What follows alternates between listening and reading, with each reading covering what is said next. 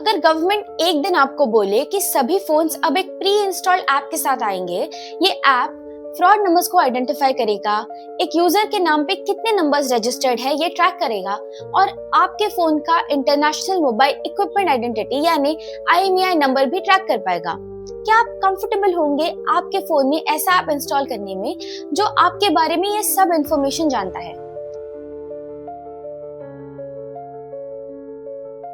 यही exact debate छिड़ गई है गवर्नमेंट और क्रिटिक्स के बीच संचार साथी ऐप को लेकर। गवर्नमेंट ने एप्पल, सैमसंग और शाओमी जैसे बड़े टेक जायंट्स को अपने नए फोन्स में ये ऐप प्री लोड करने के डायरेक्शंस दे दिए हैं और पुराने प्री एग्जिस्टिंग फोन्स में सॉफ्टवेयर अपडेट से ये ऐप लोड किया जाएगा। इसके लिए 90 दिन का यानी मार्च 2026 तक का समय है।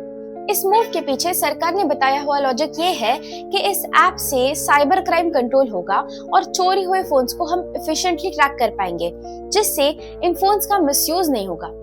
अभी के वक्त में जहां डिजिटल क्राइम बढ़ रहा है, टेररिस्ट एक्टिविटीज भी बढ़ रही है और रेडिकलाइजेशन नेटवर्क्स ऑनलाइन अपने रिक्रूटमेंट्स कर रहे हैं, हर सस्पिशियस एक्टिविटी ट्रैक करना और टेक्नोलॉजी का मिसयूज टालना ये गवर्नमेंट के प्रायोरिटी पे है।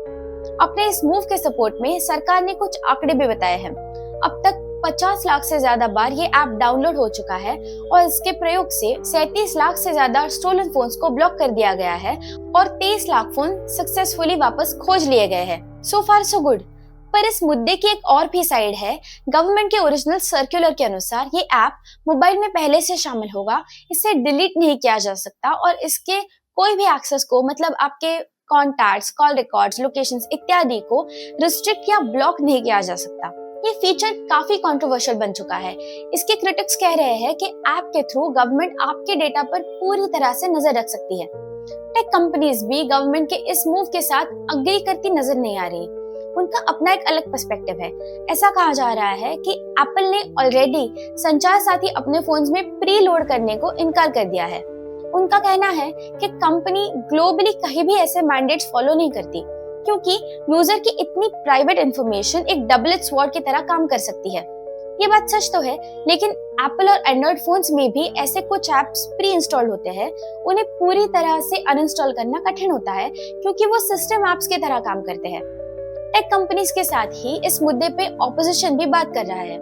उनका आर्ग्यूमेंट है कि ये एक स्नूपिंग ऐप है और गवर्नमेंट सिटीजन से उनकी प्राइवेसी का अधिकार छीन रही है।